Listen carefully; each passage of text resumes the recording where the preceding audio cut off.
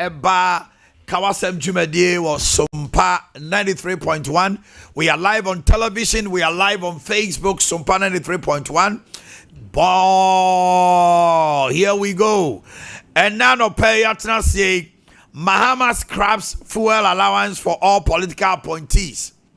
Omapeni John Mama and round the Krataba say political appointees fuel allowance edema omunyina no watwam. Na no ne beto dwa no. Mrase beja edom kuma no si ye wo boa. We a populist stunt and PR gimmick. One say china wo de one Ghana cedi se ba. Obo say Ghana for be kasa nti wa said that there no ba betwam. Ama Ghana for kasa. Oh, fuel no se si akwa de any politicians ne na eto etinya hwe. Populist. Populist stunt. Omampani de wodi ba betwam nyina no. Unim say one Ghana cedis no. And they take effect. Ghana for bebre adwa GP omuso beto lorry femu it was a dam of Fosukwache anyway betwam na akoba te say akwayi yentesame that's awuku because with that then once and the cutting down of fuel and scrapping of it, I'm challenging them to close down the fuel depot at the castle, and that's at Jubilee. Because with that then that means they are no longer going to take the fuel for free. Number two, who is a political appointee? Because the publication said political appointees. Does it include ministers? Does it include CEOs? Does it include presidential staffers? So who are the political appointees? Are you just talking ministers or ministers, deputies, CEOs? Again, I need clarification on what is the definition of the fuel allowance. Does it mean fuel for any political appointee? Or are they trying to say that the money that will be used to pay by these appointees, it will be refunded or they will be made to pay back? There's clarity on that we need. Then again, how much is being spent on these fuel allowances, so that after scrapping, how much savings are we making? So these are very serious questions that we need to ask. Let me ask a very interesting question. If the Minister for Communication drives from here to Adan or to Ningo Pram Pram to do government business, at the end of the day, is he returning the fuel in the fuel that the state bought for that vehicle to get him to Adan or Ningo Pram Pram and back? Or there will be some way somehow there wouldn't be any fuel at all. So clearly, if you ask me, I think there are more questions to be asked. Okay, Samia Uku ana ebusa ko sambebrebe. So why any political appointee? Na CEOs ka ho, board members ka ho, board of directors ka ho. One more ena fuel allowance into obi a minister.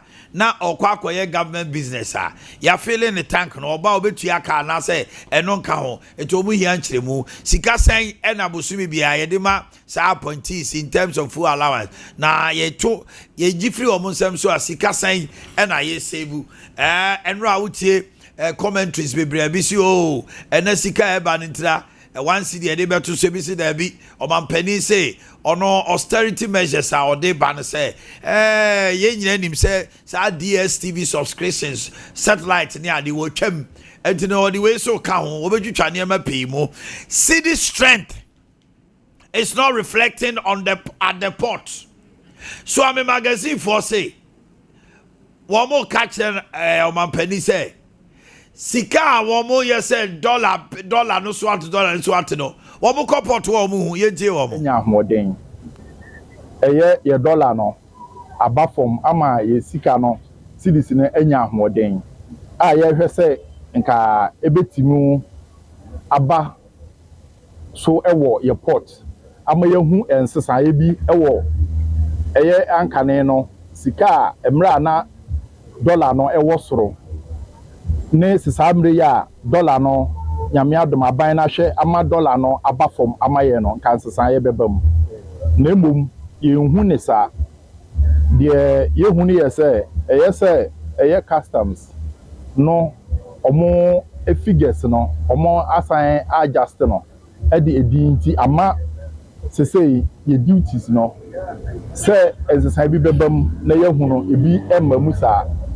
ye duty ne ma from ebi ne de etimu de ye gina so dua e de ma aban na ehu ye car ye de buy Toyota Boxy na nka ne no ye yi no 350 eye 35,000 eye titi name sika yi eye kan sika no 350 million to 450 million wuwie ehon ne ma nyina no na akosi 400 na sesei omo enam say ba dollar ne ba fom anka omo beti so ni ntino omo sesa bin no afri sa van no e de ekọ Voxy wagon edin na ba wagon no kra no yehu enso ya ewom sesei who yi sa aka na eye 50,000 to 60,000 eye kan sika no 500 million to 600 million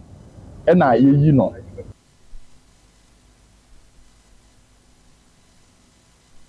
Okay, and meanwhile, Bank of Ghana Governor Dr. Johnson Esiama say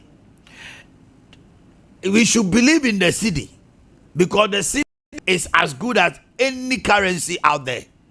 And the Ghanaians should embrace the city. Yenji city nuntum. Say the city no be chuma. Esiama. Encourage everyone. Let us embrace the local currency. If you go to South Africa, you have no choice but to use what? The rand. You go to Kenya, you use the shilling. We call it an endogenous variable. It is because everybody is running away from it. Everybody is taking, investment decisions to avoid the cedi, and therefore the cedi will be weak. But if we re-engineer our thoughts, and if we recalibrate how we form our projections about the cedi, I believe the cedi can be as good as any other currency out there. Owie say, or can it pain? There should be no doubt about the cedi sustainability. As a bistro and Rihanna cedi no, as I ho now dollar na say 2. What's it there be? The way we are forming expectations in this country is not the best. It's all about what somebody thinks, what somebody says. It's never about what does the data say. And that's what I'm saying. If a country's external sector is so strong, why do you have doubt about the exchange rate? Right? The level of international reserves is over 11 billion. Right? Over 11 billion. It's now at 4.8 months of imports cover. And the press is arguing about how much intervention was done in the first quarter. And I'm like, they don't have anything to talk about? Now, sale of state lands. I know Drisu did not to move. Or say President John Dramani Mahama ban on state lands. No, it is aimed at persons looting state lands. Meanwhile, yentiasi at minority so the say reverse order on banning transaction on state lands. In many instances, people have taken advantage of this acquisition of public lands. And Honorable Kofi, look at Article 20 very well. You acquired a land for public purpose. You haven't used it for the public purpose. The land must go back to its original owners. That hasn't happened in many instances. So, Mr. Speaker, the directive of the President to assure my colleague was to provide, one, for the President to have first-hand information over the last 8 years. How have public lands been managed? Who took undue advantage of this in order that he can provide correctional measures as the person to whom this land is vested? So, Honorable Kofi, be assured, those of you who are doing legitimate business and want to acquire land for purpose of business, you are not the target of the President's directive. His target is to the looters of land in the name of influence. How can you acquire a school park or a school building or a school land for purpose of that acquire a public land? You go and take a school building, even where children should be playing football. And Mr. Speaker, Elsewhere, I'll conclude. You know, the law even on Asante lands is different. The law on Upper East lands is different. The law in other jurisdictions is different. So, Mr. Speaker, be assured that I'm sure the Minister for Lands will provide an appropriate response. The President acted lawfully within his mandate in order to sanitize the acquisition of lands in Ghana and to stop the looting of public lands in the name of public influence. Okay. Minority and so the MP in the person of Subin MP Kofi Obriyeboa. Some accountants say when it comes to lands, it's very good. Also, they submit to job. My etino.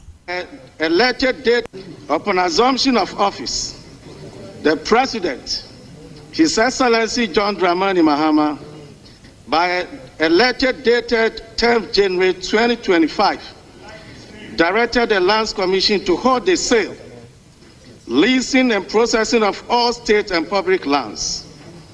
Mr. Speaker, the President's decision may aim at safeguarding public lands for the benefit of Ghanaians.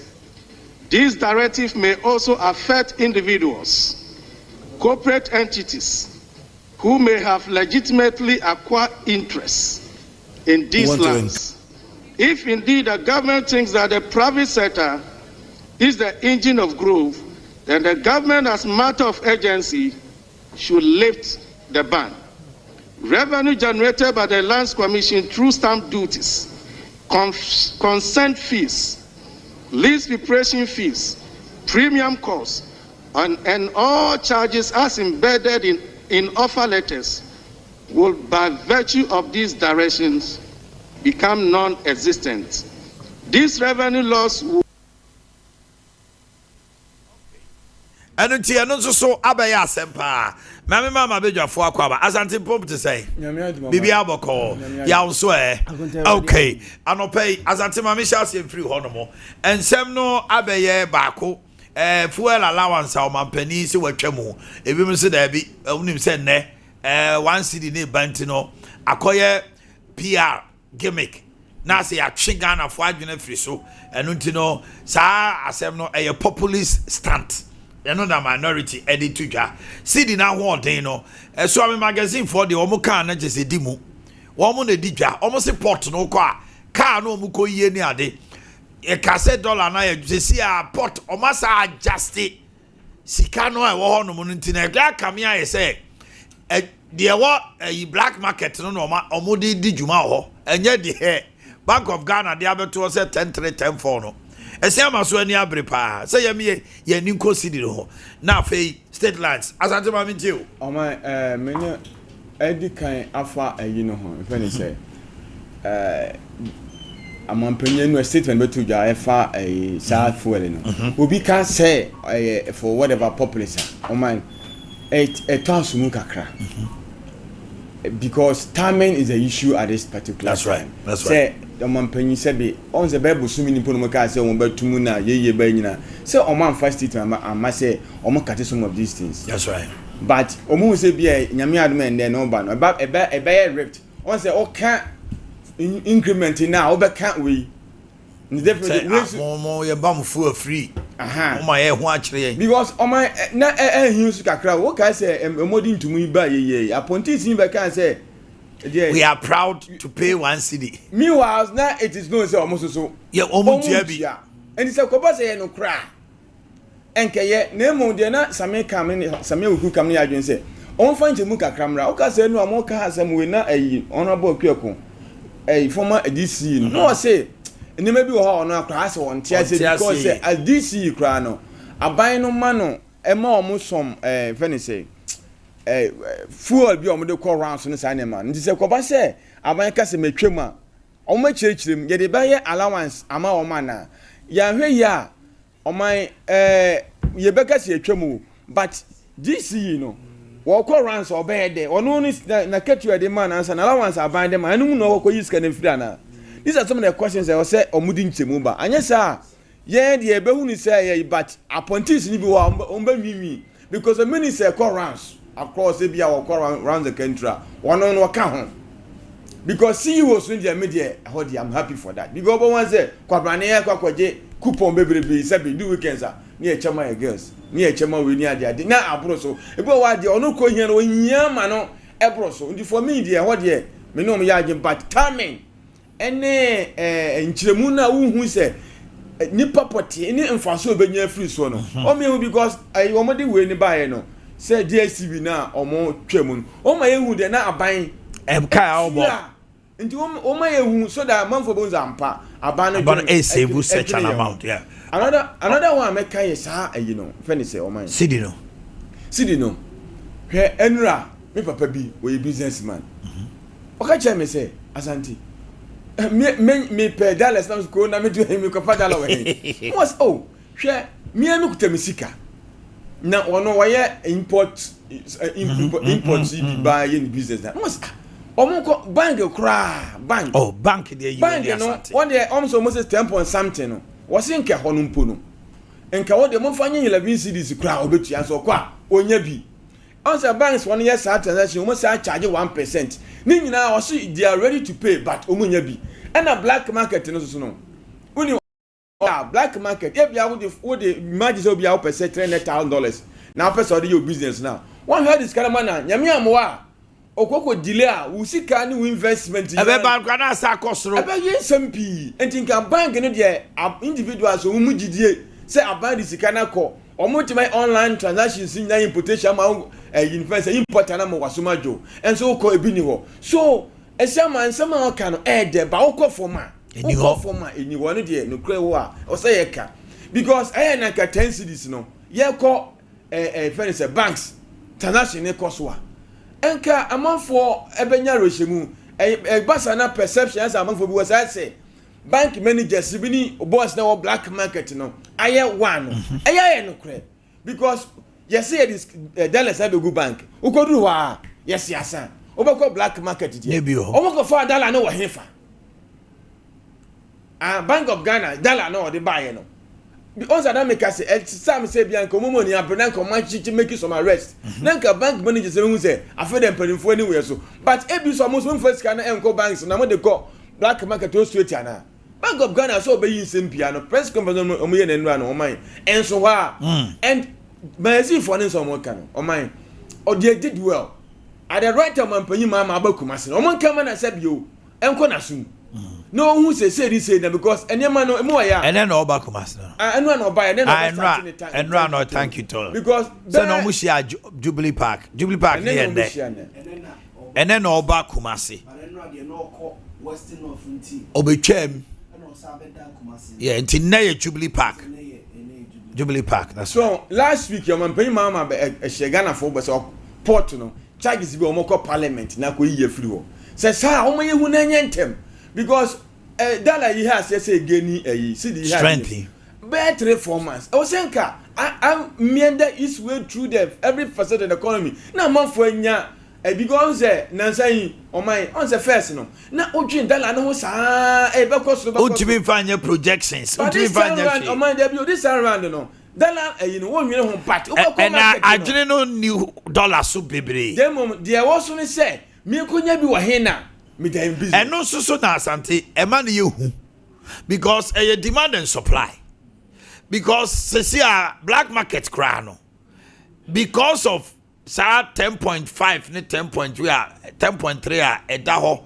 ya yem hwe na interbank rate no anano yaw da be na Wednesday Monday I was at Stanbic.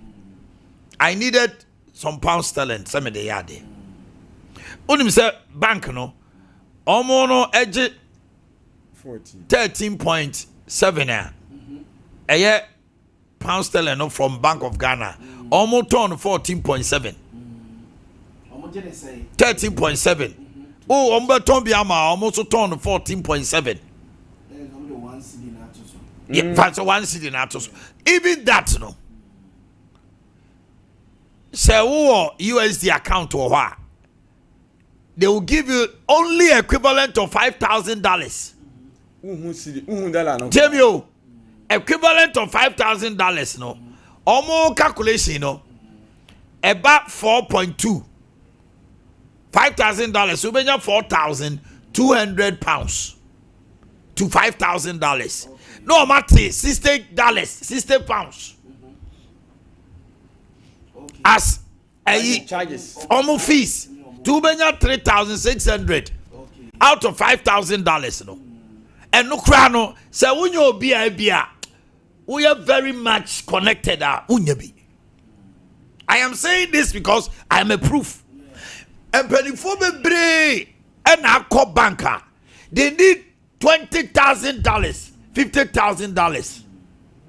They are the unya, but se bas obeso ye transfer there.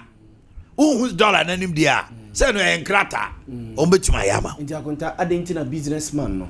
Sika na uhia na so udi tuya kabi mebo. Nti sa aka na mede ebia mede asante ebo akam ne ye business transactions. Adentina chenchen me pese omu yi sika ne ma me sei.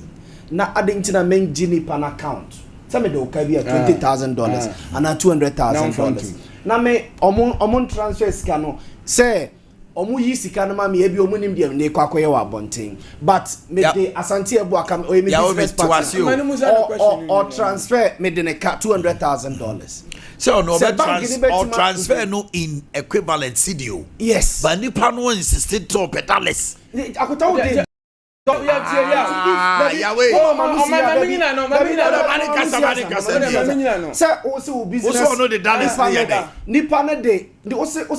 businessman or any business partners here transaction here into a $1 no de to your moka. So they to my account enti me save you or Stanbic me save you or EcoBank.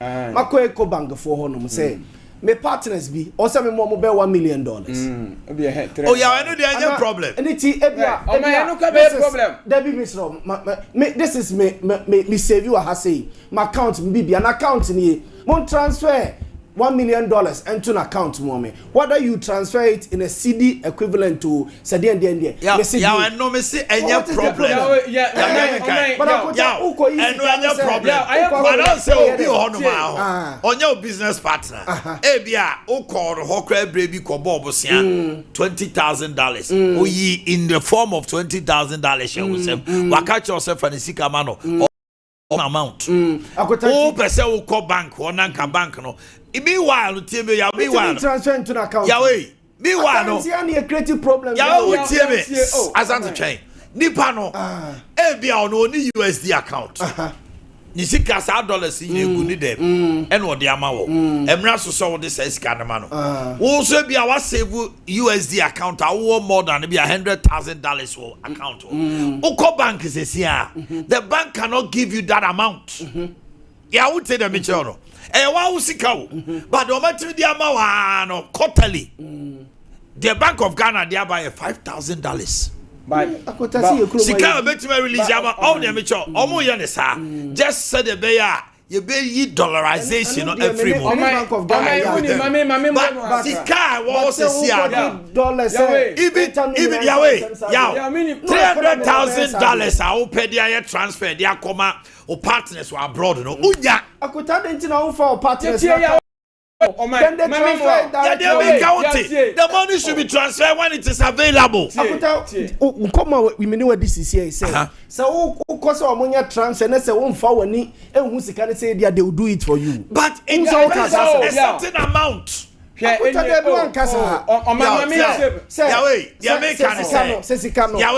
me wunu sikano. But the issue is, transfer 300,000. They will tell you, sir, we can only transfer 50 because we don't have $300,000. I want to mean, I don't have any problems to see I'm a businessman. What they only member can you activate the line say businessman? What do you cover? What you cover? Businessmen or more dollar transactions here, no. Only free. People like Tony Sakonomne, other company businessmen or transfer sikani, I don't know. Or free share problem or facing. I buy penny phone in our Kumasi. No one more but you. Only say, or person or cranium. no here $300,000 on 1 year on city equivalent the nipa no pese oje na woko bank for make sure say omo dey ma say 10 pound you know so what I say omo person dey ma na mom no woko black market black market the other ones the amount 12 point something. Black market yeah 12.7 I say. Nippon is willing too. Nippon is willing. Ah, anya dollar no pom scan composo or den be hu. But person wants wire transaction. E dey akọ ne now partners no. Now omo wa broche dey man say. Yes aka. Yes aka dollars. No so pay ni sika dollar no ye dey. See the no e dey amount no. Ene na omo bre. Oko bank go na say bank no. Anya bi man no. No ja omo. Yawe no ja omo see the equivalent. Eno na sika no omo transfer no. Say ebia G&G company and I me pay say $300,000. That $300,000 no. Though I will not receive it no. When they wire it should show proof there. Yes. The bank is not having that amount. Normal transfer. Yes. It's got no transfer man we are. That means the equivalent of that money into the bank. No. And no the wabe things is here. Bank transfer $300,000. Emma wa calculating no ABS 11 cities.